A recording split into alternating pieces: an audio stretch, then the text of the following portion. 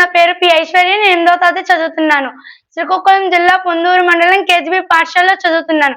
ఈరోజు నేను చెప్పబోయే ప్రాజెక్ట్ పేరు లైఫ్ సేవర్ స్టిక్.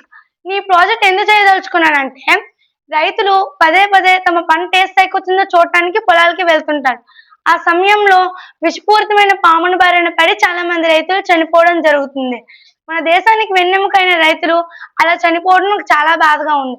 ఇలానే మా ఊర్లో కూడా ఒక ఆయన తమ పంట ఏ స్థాయికి వచ్చిందో చూడటానికి పొలానికి వెళ్ళి పాము కాటుకు గురయ్యి అయితే చనిపోవడం జరిగింది. కనుక నేను ఈ ప్రాజెక్ట్ చేయడానికి నాకు ఆసక్తి కలిగింది.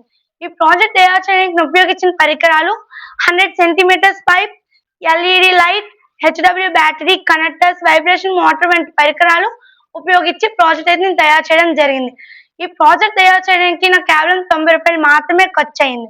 ఇది వైబ్రేషన్ మోటార్. ఈ వైబ్రేషన్ మోటార్ అనేది వైబ్రేషన్ ని జనరేట్ చేస్తుంది.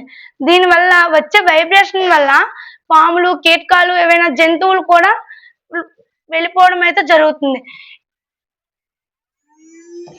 ఈ వైబ్రేషన్ అనేది 5 to 6 ఫీట్స్ వరకు వినబడుతుంది. ఈ వైబ్రేషన్ అనేది ఆన్ చేసి ఒకసారి మనం కింద పెట్టడం వలన దీని నుండి వచ్చే వైబ్రేషన్ వల్ల జంతువులన్నీ మనకు దూరంగా వెళ్ళిపోవడం జరుగుతుంది. అలానే ఇది ఎల్ఈడి లైట్. ఈ ఎల్ఈడి లైట్ అనేది రైతులు రాత్రిపూట్ల వెళ్ళటానికి సహాయంగా పనికొస్తుంది. ఇది వర్షాకాలంలో కూడా పనిచేస్తుంది. ఎందుకంటే ఈ వైబ్రేషన్ మోటార్ అనేది లోపల ఉండడం వల్ల దీనికి చుట్టుపక్కల ఏది ఖాళీ లేకపోవడం వల్ల ఇది వర్షాకాలంలో కూడా తనకుండా అయితే పనిచేస్తుంది. అలానే దీనికి 2 టాబ్లెట్స్ అయితే పెట్టడం జరిగింది. ఈ టాబ్లెట్స్ దేనికోసం అంటే, ఏదైనా అనుకోని జరిగి పాము కాటుకు కానీ రైతులు గురైనట్టయితే ఈ టాబ్లెట్స్ అనేవి అతనికి అందుబాటులో వాటర్ గాని ఉంటే వాటర్ లో కలుపుకొని, లేకపోతే వెంటనే మింగైనా ఉంటే అతనికి హాస్పిటల్కి వెళ్లే లోపు ప్రాణాపాయం అయితే ఉండకుండా జరుగుతుంది.